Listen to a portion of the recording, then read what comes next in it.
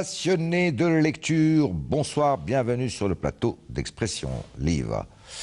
Ce soir, nous allons suivre à travers son ouvrage Le fils de l'Algérie profonde, paru aux éditions LML, une maison d'édition jeune, très dynamique, sise à Tizi Ouzou.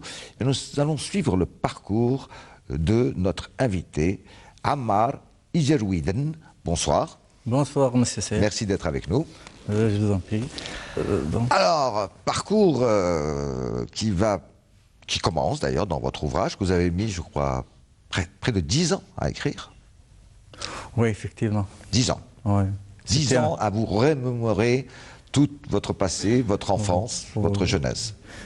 Et bien sûr, 10 ans, c'est théorique, parce que, vous savez, l'écriture n'est pas quelque chose qu'on fait comme ça. Et il faut toujours attendre l'inspiration.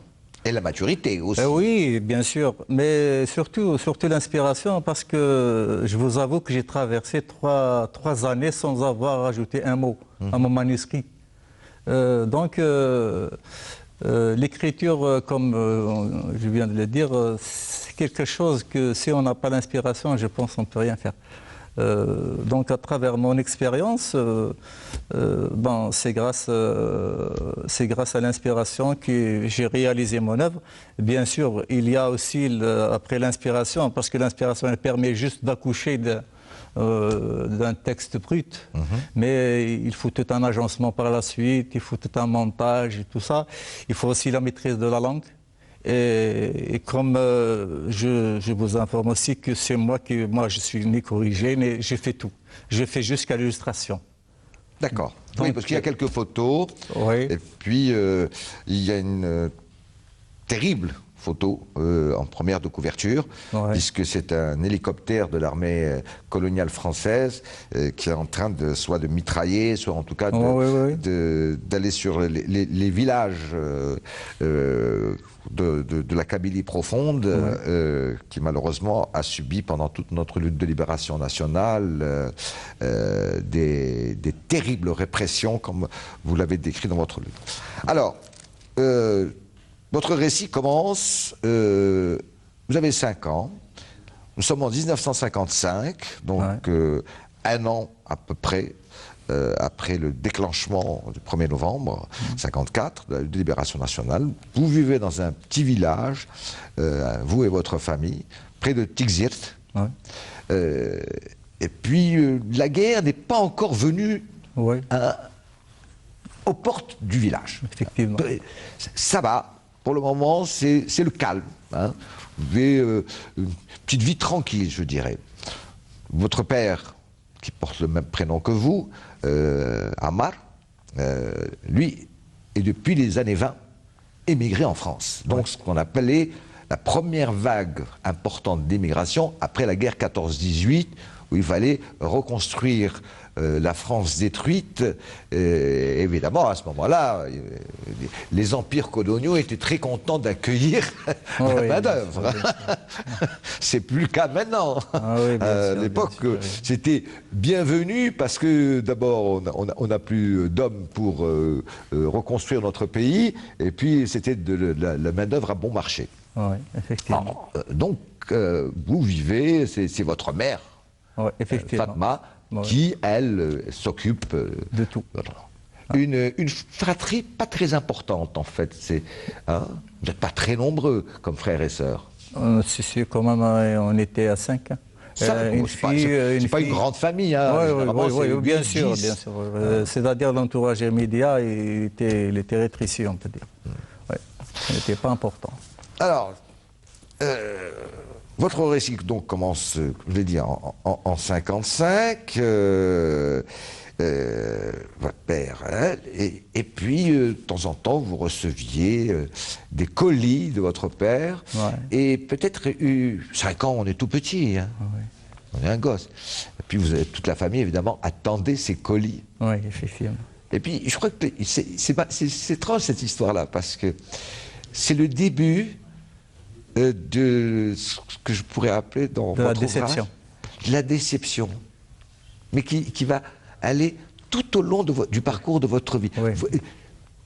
Pourquoi cette injustice? Tout le monde a eu un colis, sauf vous. Eh ben, Oublie certainement de votre père. sûrement. Sûrement, effectivement, je ne sais pas qu'est-ce qui s'est passé. C'était terrible, hein. C'était terrible quand je voyais ma mère qui distribuait toutes sortes d'habits pour ma soeur et mes frères, tout ça. Et moi, je n'avais rien eu. C'était catastrophique, hein. Ouais. C'était démoralisant. Je n'arrivais pas à accepter cette situation. Ah oui, c'est l'injustice. Oui, vraiment, c'était incroyable, hein. C'était un traumatisme que je n'ai pas oublié jusqu'à ce jour, hein. Je suis marqué, hein. C'est ce qu'on dit en philosophie. On dit, bon, il est très difficile de définir le mot justice. Par contre, il est facile de définir le mot injustice parce que la première fois qu'on comprend, quand on est enfant, qu'il y a injustice et qu'on comprend ensuite ce que veut dire l'injustice, c'est quand il y a une tarte et que tout d'un coup vous receviez le plus petit morceau de la tarte alors que vos frères et sœurs ont une part plus grande. Je n'avais rien reçu. Il y a une injustice. À cette occasion, je n'avais rien reçu. Alors, alors ça me rappelle votre histoire. Oui, parce qu'après, votre père, effectivement, se rend compte que après votre mère lui ait dit, il vous envoie donc votre colis personnel, ouais. Mais là, alors, la déception. La deuxième déception. On raconte pas, parce que c'est une histoire de chaussures rouges. Oui, c'était formidable. C'était en cuir, c'était en cuir avec semelle crêpe. C'était un luxe, hein, à l'époque. C'était formidable. Et malheureusement, je n'ai pas pu les porter. Je les ai portés 3 jours et ils m'ont fait des ampoules aux pieds. Et c'est resté dans la malle de ma mère à chaque fois que. Pas ça. Voilà. Alors, votre mère a cousu une petite fille. Vous en êtes très heureux, parce que c'est la dernière. C'est la dernière. Elle porte aussi son prénom. Qui porte le même prénom que votre mère, Fatma. Malheureusement, elle n'aura pas une durée de vie longue, très vite. Et ça vous a terriblement marqué. Il m'a marqué terriblement parce que c'était, voilà, j'avais en quelque sorte... Deuxième injustice. Nous étions 5 enfants avant sa naissance. Nous étions 4 mâles, femelles, il y avait ma sœur. Donc, en quelque sorte, j'étais très consolé d'avoir une petite sœur. Voilà. Et malheureusement, 3 ans après, je la perds suite à une maladie. Et... ce sont 2 choses qui ont commencé à marquer votre enfance, votre petite enfance. C'était terrible. Vous n'avez même pas encore ce qu'on appelle l'âge de raison. Hein, c'est-à-dire 10-12 ans, où on comprend les choses de la vie. Là, vous étiez encore un petit bébé, pratiquement. Un petit bébé, mais sans prétention, j'étais très éveillé. Vous avez un frère plus âgé que vous, Mohamed, 15 ans déjà, et puis lui, il rêve de rejoindre votre père, il rêve d'être de l'autre côté de la Méditerranée, et puis ça ne se passe pas très bien une fois qu'il... effectivement, il va rejoindre votre père, qui lui vit, comme tous les immigrés de l'époque, dans une sorte de petit hôtel, pension dans un hôtel. Pas facile. Hein. Non, c'était pas facile. Mais ça lui a tourné la tête. Oui, effectivement. Paris lui a tourné la tête. Oui, effectivement. C'était, voilà, comme nous étions à l'époque, déjà l'école chez nous s'est arrêtée jusqu'à pratiquement les années 20.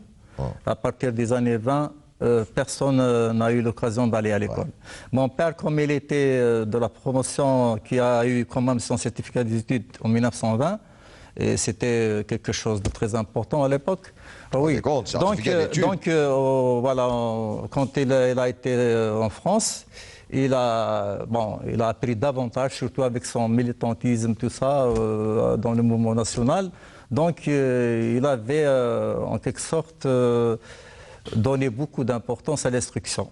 Donc il tenait à ce que son fils en bénéficie justement de cet avantage. C'était votre frère aîné? Oui, effectivement. C'était, c'est-à-dire l'aîné des mâles. Oui, oui, Oui, enfin, oui, il y a des mâles, effectivement. Alors, évidemment, bon, il le fait, il le met même dans une école privée. Oui, privée, Il paye, alors etc. oui, Tout oui, ça. effectivement. Bon, votre frère se fait happer par les lumières de la ville. Voilà, effectivement. Là, Papillon qui se alors brûle. il avait fait l'école buissonnière.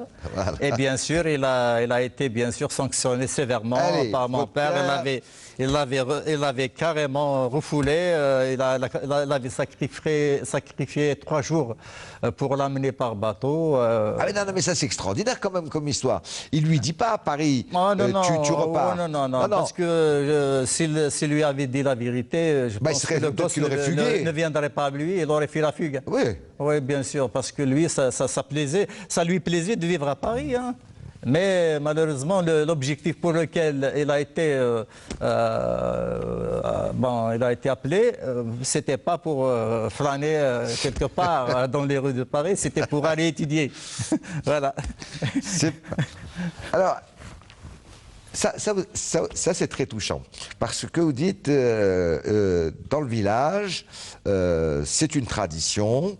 C'est-à-dire que quand on commence à avoir 6 ans, 7 ans... Généralement, c'est 6 ans. Hein, c'est 6 ans. C'est 6 ans. C'est 6 ans. C'est comme un marquage. Oui. Hein. On vous emmène voir le marché. Hebdomadaire à Tixirt. Le marché hebdomadaire à Tixirt. Hein. C'est comme si on disait, c'est comme une initiation en fait. Hein. Oh, oui, oui, une initiation à la vie. Voilà. Oui. Et là, vous découvrez seulement à 6 ans qu'est-ce que c'est qu'une route, Ouais. qu'est-ce que c'est qu'une ville, une vraie. Pourtant, Tixirt, c'est tout petit. Non, Il ne faut pas dire que ce soit une grande ville. Je ne suis pas entré en ville parce qu'on a été refoulé. Donc il y avait les barrages, oui. parce qu'on est en pleine guerre, il faut le rappeler. Il y avait un attentat ce jour-là, et puis ils nous ont refoulés à mi-chemin. Mais enfin, vous avez connu ce que c'était une route. Oui, oui, oui, oui, bien sûr, bien sûr. C'était pas facile. Là. Qu'est-ce que pour c'est nous, que pour nous, on voyait la route à l'époque, c'est comme je sais pas, ce parterre. Hein. Oui, c'est la terre battue. Par rapport au sentier, etc. du village, on voyait la route comme, je sais pas, comme carrelée. Oui, oui, eh oui, bien sûr. Parce que peut-être même dans les maisons, il n'y avait pas... Alors qu'il n'était même pas goudronné. Voilà, soit goudronné, soit ce qu'on appelle une dalle de sol. Avec caillasse, voilà, il a été caillassé. Alors, donc vous commencez à découvrir ce qu'on appelle le monde extérieur, la première fois que vous sortez en fin de compte de votre village. Oui, effectivement, c'était la première. Puis, 56, votre père décide de rentrer définitivement. Ouais. Ça, pratiquement 30 ans en France. Oui, oh oui, presque 30 ans. Donc c'est énorme. Hein. Et il dit, bon, on va construire. Non, ça va être important ce point parce qu'on va voir qu'après, dans votre récit, il décide de dire, bon, allez, j'ai un peu d'argent, etc. Je vais nous faire une nouvelle maison. Une belle maison, une vraie maison. Ah. Donc ici à Tel, ils payent des maçons, des ouvriers, la charpente, vous racontez ça avec force détail. Et puis il y a ce qu'on appelle le volontariat. Oh, oui. Aussi bien des hommes que des femmes. Oui, oui. C'était sacré chez nous. L'entraide c'est-à-dire communautaire, elle était sacrée. C'est-à-dire à chaque fois que quelqu'un entreprend de faire un projet, de construction ou de faire une fête ou quoi que ce soit, il y a tous les villageois, on appelle ça Tiwizi. Oui. Voilà, on appelle ça Tiwizi. Donc c'est tout le monde qui se mettait pour réaliser cet ouvrage dans les plus belles billets. C'est ce qui s'est passé aussi pour nous. Bien sûr, il y avait la première fois, mon père avait fait appel à un casseur de pierre. Après avoir terminé, donc il a fait appel au transporteur. C'était l'animal le plus courant chez nous, c'était l'âne. Donc il lui a acheté tout le matériel qu'il fallait. Alors, moi, je vais vous poser une question. Oui. Ça marche. Puisque vous habitez aujourd'hui à Tixirt, Oui. donc votre région. Oui. Hein. Est-ce que vous constatez que, là on est en 56, hein, donc il y a pratiquement 60 ans. Oui. Hein, en 2015, on est à 60 ans après, dans la région, ça existe toujours? ce phénomène, enfin, cette attitude sociale magnifique, hein, d'entraide. Ça existe encore ou plus du tout? Si, il existe, mais pas comme il l'était avant. Ouais. Mais c'est-à-dire on a tendance à y tenir, particulièrement dans mon village. Alors, une autre question, si vous me le permettez. Cette magnifique système d'entraide, hein, de solidarité, ouais. dans un village, est-ce que vous pensez que c'est pour ça, pour beaucoup, que pendant la lutte de libération nationale, il y a eu dans toutes ces régions-là le fait que la LN-FLN a pu damer le pion, je dirais, pendant longtemps, à l'armée française, hein, parce qu'il y avait cette entraide absolument magnifique. Bien sûr qu'il y a eu malheureusement des traîtres, etc. Vous en parlez longuement, mais ce fait que tout d'un coup, pendant très longtemps, l'armée française, et pas des moines, puisque c'était les paras, généralement. Hein, c'était les paras, surtout à partir de 1959. Oui, l'opération Jumelle. Oui, c'est ça, c'était catastrophique. Est-ce que ça pour beaucoup, a fait que nos combattants ont pu... J'ai glissé, comme dit un certain lieutenant français, ils nous glissent comme des anguilles. Ce mot, il avait utilisé, c'est-à-dire lorsque... Pire qu'une anguille, il a utilisé comme une vipère. Oui, comme une vipère. Il a dit, parce que il y avait mon père qui... Quand les soldats venaient au village pour un tour d'inspection. Donc, mon père, comme c'était le lettré, le combattant de la Deuxième Guerre mondiale, il a fait 39-40. Comme il était aussi, pendant son service militaire, il était infirmier. Donc, il connaissait tous les rouages de l'armée, les règlements intérieurs, etc. Donc, mon père, c'est-à-dire quand les soldats venaient, parfois, il venait avec l'esprit agressif. Parfois, il venait, comme on dit, la carotte. Et le bâton. Et le bâton. Voilà. Il y a toujours un moyen. C'était depuis les SAS, bien sûr. Mais votre père s'est politisé, si je puis me permettre, bien sûr, en parce France. qu'il était énormément, il avait travaillé énormément dans le mouvement national. C'est ça, il était au PPA. Il a milité depuis les années 20. C'est ça. Et oui, depuis pratiquement la création de l'étoile nord-africaine. Ah oui, bien sûr, bien sûr. En passant par l'étoile nord-africaine, PPA, TLD. Et bien sûr, quand il avait pris position pour le FLN en France, il était visé, donc il avait tout abandonné pour rejoindre le village. Voilà. Et bien sûr, au village, tout lui échappait. Et il avait... Alors, 56, la guerre s'intensifie, malheureusement. Un camp militaire français s'installe tout près du village. Carrément, il s'installe en plus sur le cimetière. Effectivement. Du village. Terrible, ça. Oui, c'est terrible. Ils avaient même construit des baraquements en pierre sur les tombes. Sur les tombes. Oui. Et puis, évidemment, il y a des problèmes entre le casernement militaire et le village. Et celui qui va être ce qu'on appelait l'intercesseur, d'abord parce qu'il parle, c'est celui, je suppose, qui parle le mieux français. Comme vous dites, il connaît bien le règlement militaire, il sait comment parler à des militaires. Ça va devenir votre père. Ça veut dire le porte-parole du village dès qu'il y a un problème. Et là, il y a des moments absolument extraordinaires parce qu'on voit la diplomatie, mais sans concession. De votre père, chaque fois qu'il a affaire à l'adjudant-chef du casernement. Et il arrive à résoudre des problèmes où ça pouvait devenir excessivement grave. Il pouvait y avoir mort d'homme. Jusqu'à, et ça vous a aussi énormément marqué, jusqu'à ce qu'à un moment donné, évidemment, des jaloux, des malveillants, des traîtres, vont dire à la LN-FLN, qui était tout autour dans la région, avec des poches, dire écoutez, ce type, c'est bizarre. Parce que chaque fois qu'il va parler avec les adjudants français, les lieutenants français, etc., et tout ça, il lui arrive rien, il arrive toujours à trouver une solution. C'est que ça doit être un traître. Oui, malheureusement. Malheureusement. Et il a failli passer, excusez-moi du terme, à la casserole.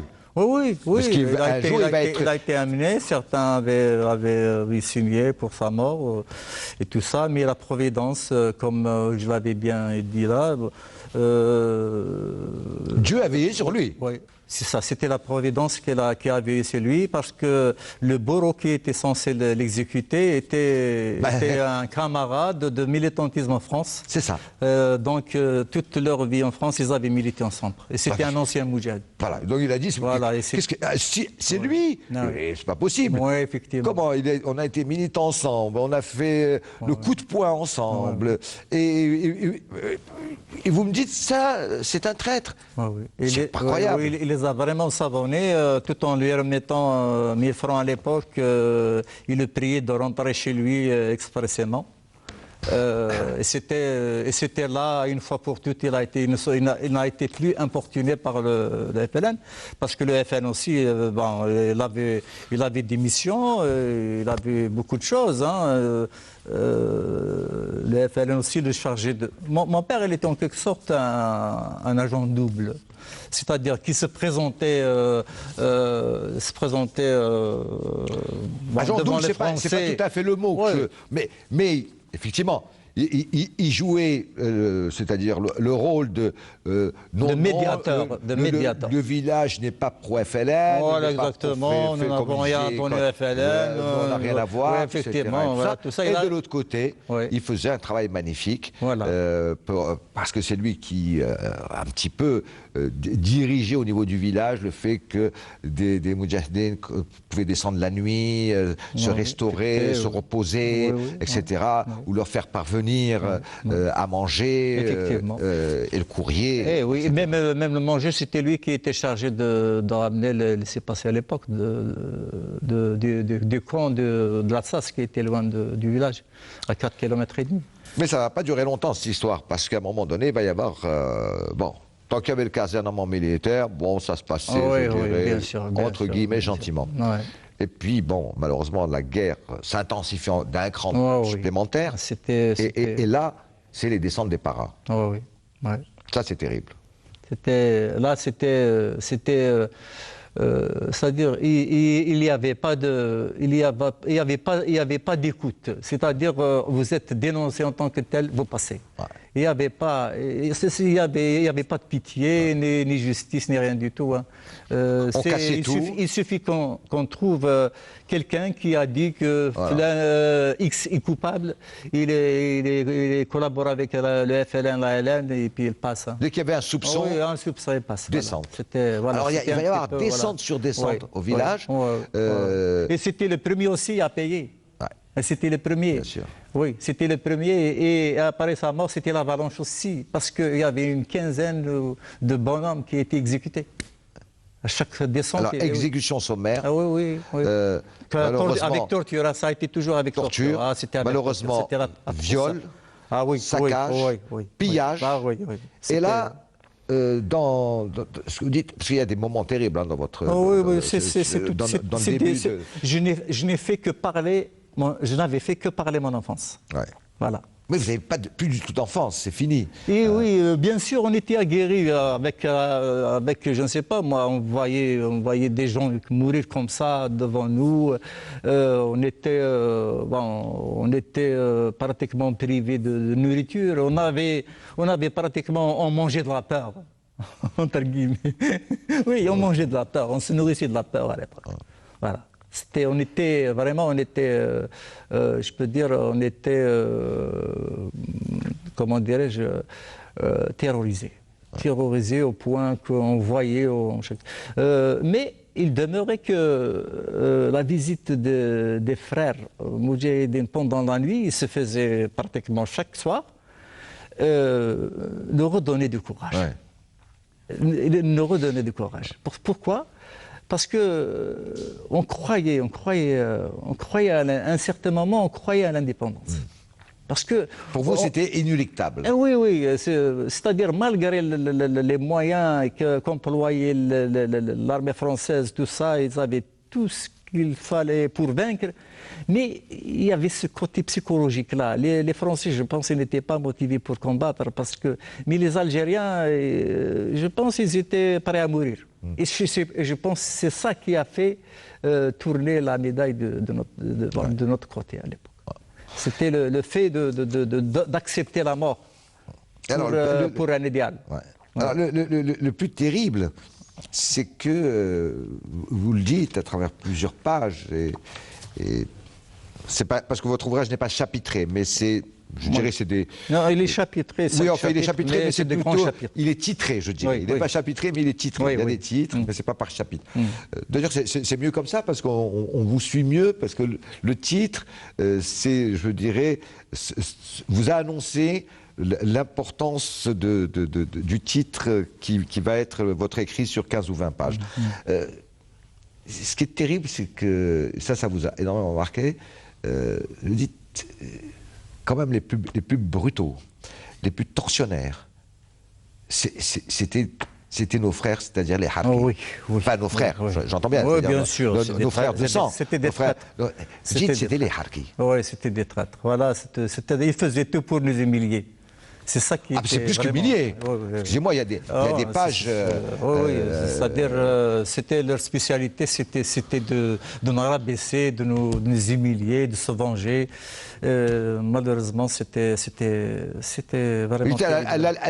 Moi, d'après, quand j'ai lu votre ouvrage, parce qu'on va y revenir tout à l'heure, vous dites, à la limite presque, il pouvait y avoir quasiment un petit dialogue avec les Français. Hein bon, de temps en temps, il y a des scènes où pratiquement on allait exécuter quelqu'un, etc. Ou par exemple, quand ils volaient le troupeau de quelqu'un, etc. Bon, après discussion, comme votre père était fin stratège, fin diplomate. Mais vous dites avec les Harkis, c'est même pas la peine. Oh non, non, ils étaient là pour faire du mal. Ouais. Le mal absolu. Absolu. C'est ce qu'on appelle la méchanceté gratuite. Ouais. Voilà. Plus que la méchanceté, c'était... C'était la méchanceté. C'est la tyrannie, alors, carrément. Dites, est-ce que c'est par vengeance? Est-ce que c'est parce que... Oui, c'est naturel. Je pense ce que j'ai beaucoup apprécié dans votre ouvrage, Ammar Djerouiden, le fils de l'Algérie profonde, c'est qu'à aucun moment donné, c'est très marrant, hein, la première page, le livre fait à peu près 220 pages, la première page jusqu'à la dernière, donc votre parcours 55 jusqu'aux années 80, jamais on ne sent une once de haine chez vous envers les gens qui vous ont fait du mal. Que ce soit pendant la lutte de libération nationale, on va voir, que ce soit après l'indépendance, vous narrez ça comme si c'était quelqu'un d'autre à qui c'était arrivé. Alors que vous n'êtes jamais ni vindicatif, ni aigri, ni méchant dans ce que vous racontez. Vous le racontez tranquillement, de façon, comme on dirait aujourd'hui, de façon quasiment zen, de façon apaisé. C'est quand même absolument extraordinaire parce que franchement, il y a de quoi sauter en l'air hein, quand on lit votre livre. Je vais vous dire une chose. Parce que quand on utilise, quand on raconte des faits, on utilise la haine, c'est parce qu'on l'a.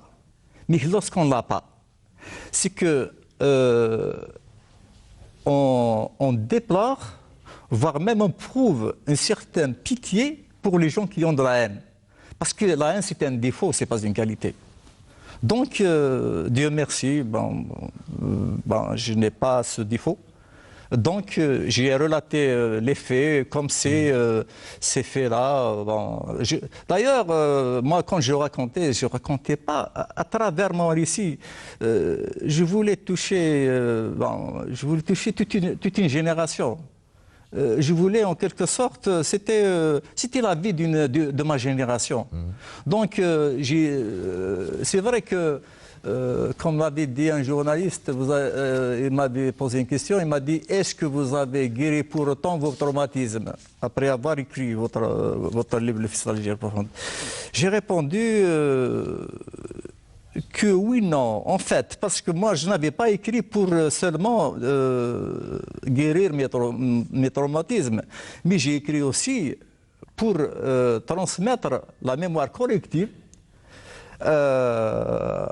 génération future, à la nouvelle génération bien sûr, et en même temps à ma génération qui s'y reconnaîtrait parfaitement.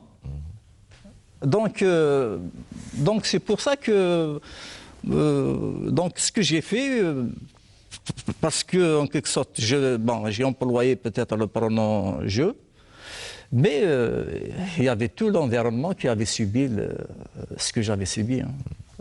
Bien sûr, c'est très intense. Hein. Je veux le dire, ma famille avait vraiment subi des trucs, surtout c'était un petit peu le statut de mon père qui était lettré. Donc il était entre le marteau et l'enclume. Voilà. Il était un peu en avance sur son temps. C'est ça. Déjà dans un village, dans ces années-là, être lettré, on pouvait presque être soupçonné d'être assimilé. Voilà, effectivement. Hein? Voilà. Donc lui, il était entre le marteau et l'enclume. C'est-à-dire, il n'était pas compris par les siens. Et les Français, il était moderne d'esprit. Il était très moderne d'esprit, d'après ce que vous dites. Non, il l'était, mais malheureusement, je vous ai dit, quand il y a de l'autre côté, il y a... Et je peux dire, il n'y avait pas de niveau aussi, si vous voulez, une population qui n'a pas été à l'école. C'est pas facile de comprendre. Parce que nous, à l'époque, mon père, par exemple, sur un rayon de 3-4 km, c'était l'écrivain public. Il va devenir. Oui, il écrivait à toutes les femmes des immigrés qui avaient des problèmes, les hommes, etc. Il le faisait avec gaieté de cœur et sans contrepartie, parce que c'était un homme aguerri, donc il avait acquis l'expérience de l'immigration, il connaissait tous les problèmes des immigrés et de leurs familles. Donc il s'acquittait de cette mission avec facilité. Vous dites dans votre récit que il était devenu l'écrivain public pas seulement du village, mais de toutes les charas chaque mardi soir, parce que le lendemain c'était le souk pratique zir, donc il fallait envoyer le courrier. Et on avait notre maison qui était prise d'assaut par toutes les catégories de femmes, d'hommes, etc. C'était presque un salon littéraire. Oui, effectivement, hein, oui, c'est ça. Oui. Mais en même temps, il apprend à tous ses enfants aussi à lire et à écrire ou à s'améliorer pour ceux qui ont un petit peu de bagage. Oui, effectivement. Alors là, il n'était pas facile. Hein. Sincèrement, mon père n'avait pas de pédagogie du tout. Je n'avais rien. Mais est-ce que vous ne croyez pas qu'on en était encore autant de la pédagogie à cette époque avec la guerre derrière Oui, c'est vrai. Il faut le comprendre vrai, mais aussi, il aurait quand même toléré, parce que là, comme je me souviens, quand il nous a demandé de lire sur un livre d'initiation quelques phrases là, et quand j'avais mal lu, il m'a donné un coup comme ça avec le revers de la main, il m'a fait signer immédiatement. Alors c'était terrible, hein. Je n'avais pas accepté ça. Et depuis, je n'arrivais plus à assister à ces cours. Blocage. Blocage psychologique. Moi, je considérais ça comme un acte de violence. Heureusement qu'il ne m'avait pas, c'est-à-dire boudé ou quoi que ce soit. Mais lui, moi, j'ai carrément déserté le cours en disant à chaque fois à ma mère que quand il rentre, vous dites qu'elle est malade, c'était pas facile, Heureusement que le traumatisme n'avait pas duré après sa mort, quand j'étais appelé à faire l'autodidacte, Alors, opération Jumelle 59, c'était des opérations les plus meurtrières, les plus terribles. Et puis là, votre père, embarqué par les paras, torturé. torturé quasiment à Oui, mort. il était dénoncé, ils sont venus directement le prendre. Hein. Ils ont pris 24 hommes avec lui. Voilà, le lendemain, ils en ont lâché 21. Donc, ils ont retenu 3. Alors, les deux, ils étaient nos voisins immédiats.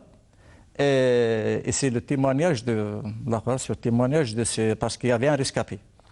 Il y avait un rescapé qui est mort récemment, il n'y a même pas 5 ans de ça. Il a été atrocement torturé, mais il avait survécu. Le Adjel, bon, voilà.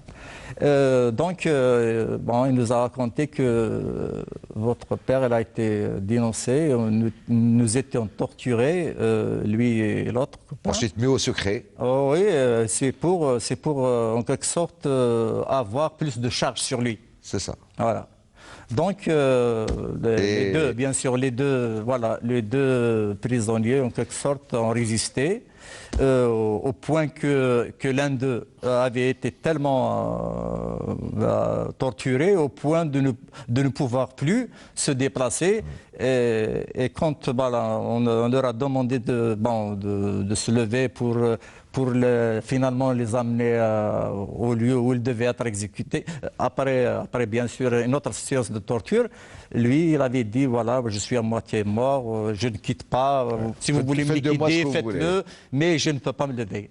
Donc, le responsable de l'armée, bien sûr, il avait vu sa situation, il était vraiment dans un état piteux. Donc, il lui a remis sa carte, il lui a dit, voilà, il l'avait abandonné en croyant qu'il allait succomber. C'est ça. Voilà, tout simplement, voilà. Et bien sûr, par la suite, le type a été récupéré, il a été soigné par l'ALN pendant la nuit, voilà, chaque fois. Dès le lendemain, il était pris en charge par l'ALN. Il était à domicile parce qu'il était vraiment déchiqueté. Donc, il a été soigné pendant 6 mois. Pour retrouver toutes ses forces par la suite. Il avait bien sûr toutes les cicatrices sur son corps. Malheureusement, c'est pas le destin de votre père. Ce ne sera pas le destin de votre père. Non, mon père, parce que mon père, je vous dis qu'elle a été dénoncée. Et les 2 autres, ils les ont pris juste pour leur arracher une autre charge. C'est ça. Voilà, c'était pour savoir davantage sur l'activité de mon père. Et mon père, en quelque sorte, il a été dénoncé. En fait, c'était lui la cible principale. Voilà, effectivement, la cible, effectivement. Parce que quand on prend quand même 24 hommes et puis on relâche 21 sans les importuner. Oui. C'était juste une sorte de vérification. Par contre, on a pris 2 voisins immédiats et les questions pendant l'interrogation, c'était de dire que l'activité réelle de ces peuples-là. Permettez-moi, Ammar Jerouiden, je rappelle une nouvelle fois le titre de votre ouvrage, Le fils de l'Algérie profonde, très beau titre d'ailleurs, simple, mais qui veut bien dire ce qu'il veut dire, paru aux éditions Amel.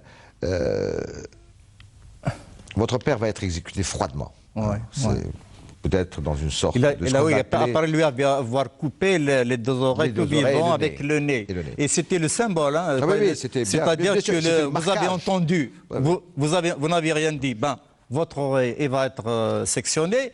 Vous croyez que vous avez la dignité, le NIF. Voilà. Donc, et certains disaient, comme j'ai douté, on m'a dit que même sa langue a été coupée. Parce que, pourquoi vous n'avez rien dit? Voilà. Vous ne voulez pas parler, et bien comme ça. Alors, vous êtes donc fils de Shahid. Et tout ce qui...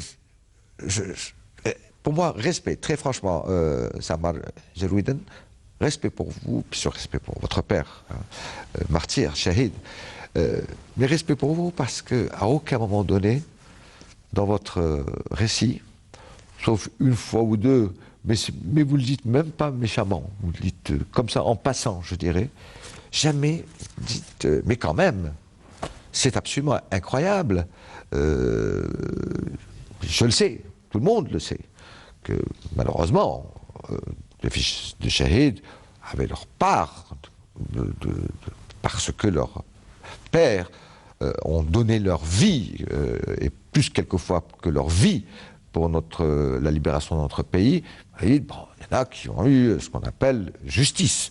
Justice leur a été rendue.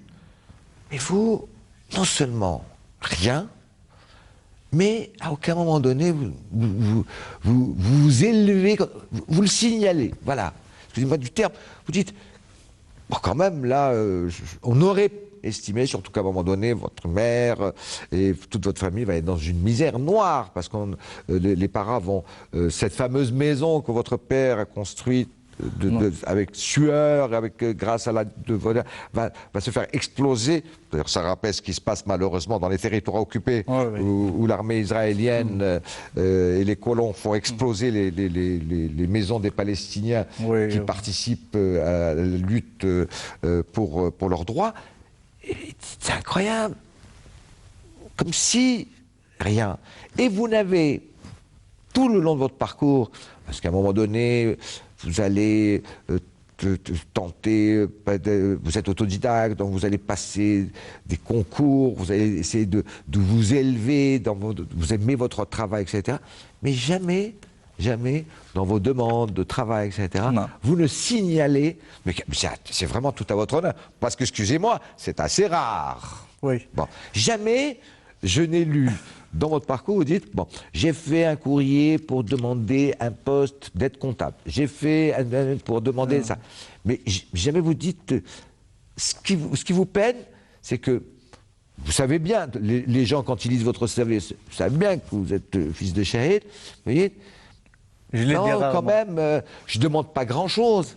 Même votre mère, même votre maman, à un moment donné, elle ne demande même pas ses droits. C'est incroyable. Mais c'est pour ça que je vous dis, franchement, à la fin de votre... Respect. Respect, parce qu'on voit que vous, votre famille, vous-même, hein, vous avez compris que le martyre de votre frère, parce qu'à un moment donné, votre frère aussi va décéder, de votre père surtout, etc., vous n'avez pas fait une monnaie d'échange. Oui, c'était, d'ailleurs, c'était en 63, bon, je me souviens, j'étais là, j'étais au cours élémentaire, première année. Et il y avait un courrier qui arrivait, je ne savais pas lire, donc il y avait un cousin qui a eu la chance d'être à Pixir, donc d'ailleurs il a fini médecin. Parce que j'étais son aîné de 2 ans. Donc, je ne savais pas lire, je lui ai donné le papier pour me le lire. Donc, c'était la mairie qui me demandait de constituer un dossier pour m'envoyer à l'école, à la maison des enfants de Chouhada qu'on avait créée le lendemain de l'indépendance. Malheureusement, à ce jour, je n'avais pas reçu de réponse. Même pas une réponse. Même pas une réponse. Alors là, je ne sais pas, c'était c'était un petit peu le défi à relever. Je me suis dit, pratiquement, moi, j'ai oublié que mon père était mort pour l'Algérie, parce que moi, je considère qu'il n'avait fait que son devoir. Ouais.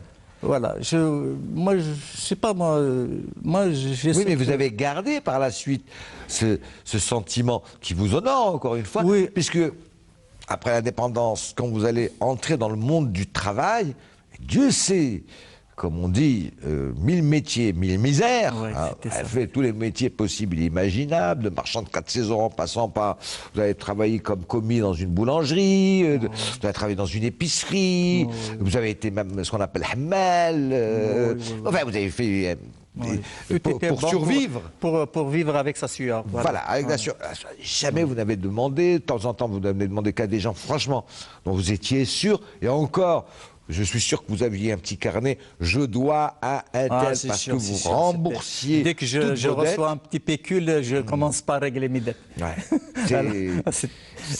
Parce que c'est quand même rare ce type de mentalité. Parce que quand je vous lis ensuite. Quand vous allez enfin décrocher grâce au fait que vous allez prendre des cours du soir, ça, dans des sociétés nationales, etc., où il va y avoir jalousie, stupidité, méchanceté envers vous. Et chaque fois, vous dites, mais je ne comprends pas. Est-ce qu'on est méchant, jaloux envers moi parce que tout simplement je fais bien mon travail? Si c'est ça, moi je démissionne parce que c'est plus possible, l'ambiance est infernale. Ah oui, c'était effectivement parmi les premières. Ben, j'ai été même un jour, j'étais vendeur de sardines, comme vous Oui. C'était une histoire. À la sauvette, là, comme ça. Ah, oui, effectivement, c'était pas facile. Mais tout ça, je ne sais pas, je trouve une satisfaction à subvenir à mes besoins tout seul, sans devoir quoi que ce soit à quelqu'un. Cependant, ça m'arrivait de demander aux gens, ils méritent, voilà, des services parce que dans la vie il y a des gens qui rendent des services sans contrepartie parce que ils sont humains, donc ils font des gestes honorables pour le plaisir de le faire. Ouais. Par contre, il y a des calculateurs. Pur humanisme et gentillesse. Voilà, effectivement. Par contre, les calculateurs, je n'en avais pas besoin. Alors, c'est ça aussi qui vous a... C'est-à-dire cette façon de penser, hein, cette mentalité d'être toujours probe, de gagner l'argent à la sueur de votre front, de ne jamais devoir quoi que ce soit à qui que ce soit, et puis d'être... tout simplement généreux envers ceux qui sont encore plus bas que vous, oui, hein, qui fait qu'à un moment donné, je dirais, c'est pas que vous redécouvrez ce qu'est le véritable sens de l'islam. Vous dites, en fait, bon, je n'étais pas du tout, quasiment pas, comment on appelle ça, alphabétisé en arabe. Donc vous lisiez des traductions du Coran en français. J'ai tout découvert par le français. Voilà. Bon, et d'ailleurs, jusqu'à présent, j'aime bien parler en français.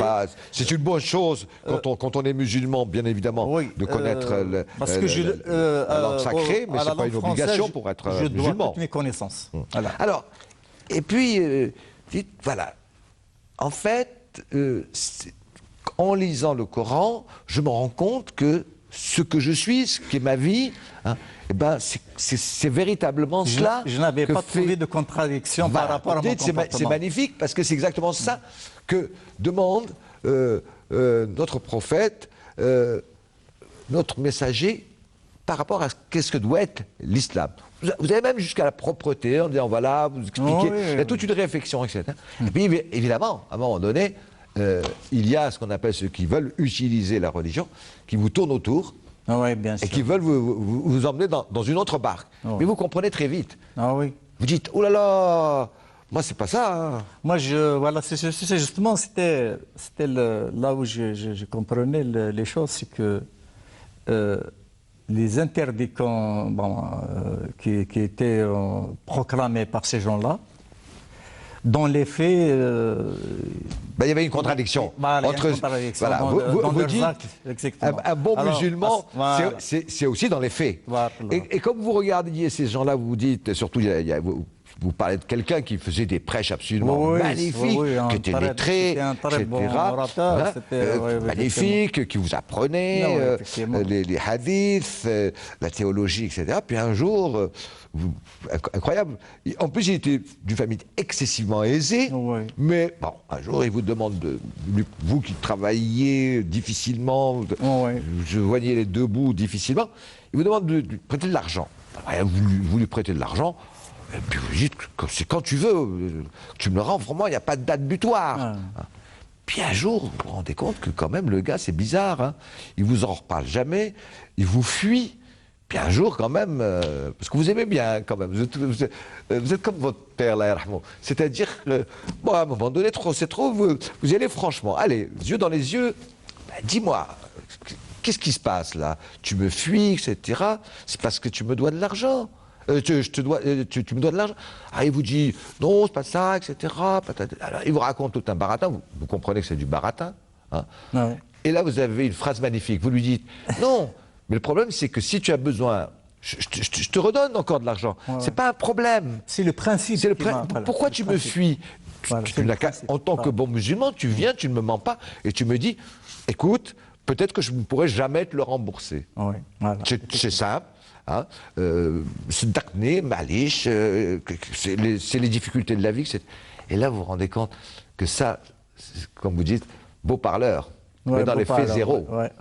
Dans les faits zéro. C'est-à-dire qu'il était plus intéressé par la chair que par les actes en quelque sorte de la religion. Alors, les dernières parties de votre ouvrage, on raconte... parce que vous allez gravir, grâce à votre ténacité extraordinaire, mais aussi à votre probité, malgré tous les aléas, vous allez gravir petit à petit les échelons sociaux, je dirais, mais toujours en gardant cette même probité, honnêteté, et je dirais presque, excusez-moi, presque une magnifique naïveté.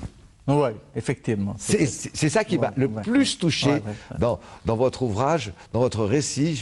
Très franchement, Ammar Ejerwiden, c'est ça. Hein. C'est une belle naïveté. Parce que c'est une naïveté qui est à côté carrément de la pureté. Je vous assure, hein, je ne vous le dis pas, parce que vous êtes en face de moi, mais en fait, ces jeux dans votre livre, mais on sent pas du... Ces jeux, vous racontez. Eh ben c'est extraordinaire parce qu'au bout de 220 pages, on ne sent pas du tout le jeu. Voilà, il n'y a aucun égotisme de votre part en racontant cela, parce que vous ne vous mettez jamais en avant, hein, vous mettez les autres en avant, et vous racontez, vous dites, moi c'est comme ça que j'ai vu la réalité, mais maintenant peut-être qu'elle est autre. Que Dieu me pardonne si je me trompe. Effectivement. Voilà, on arrive au terme de l'émission. Merci mille fois. Ammar Ejerwiden, je rappelle le titre de votre ouvrage, Le fils de l'Algérie profonde, paru aux éditions LML. Un autre ouvrage, paru aux éditions LML, pardon, merci. C'est bien, c'est beau ça. Je me soigne avec de l'huile d'olive, évidemment, dans votre région. Toujours paru chez éditions LML. Consulte l'expérimenté, mais n'oublie pas le médecin. Belle phrase. J'ai rectifié le dicton populaire qui dit consultez l'expérimenté et ne consultez pas le médecin. Moi, je partage. Moi, je partage. Attention aux charlatans. Ah oui, moi, je partage. Le médecin... Non, on n'exclut pas la science. Bravo. Merci encore d'être venu sur le plateau d'Expression Libre. Au plaisir de vous voir. Peut-être que vous allez vous lancer dans le roman. Oui, j'y suis. Ah, bravo, bonne nouvelle. Bonne nouvelle. J'y suis. Voilà. Bien sûr. Vous serez toujours le bienvenu chez nous. Inch'Allah. Voilà. Bon retour de mon côté, je remercie le NTV pour son accueil chaleureux. Merci mille fois. Et je remercie plus particulièrement M. Youssef Saïh, qui m'a bien reçu, qui m'a mis à l'aise. Et à la prochaine, Inch'Allah. Merci. Voilà. L'émission se termine. Merci d'avoir été avec nous pendant cette heure. Je vous donne rendez-vous la semaine prochaine, comme d'habitude, même jour, même heure, même punition. Allez, bonsoir à vous, bonsoir chez vous. Restez bien devant votre petit ou grand écran à regarder la suite de nos programmes, de votre chaîne, des programmes de votre chaîne préférée, bien évidemment, Canal Algérie. Bien le bonsoir. Merci.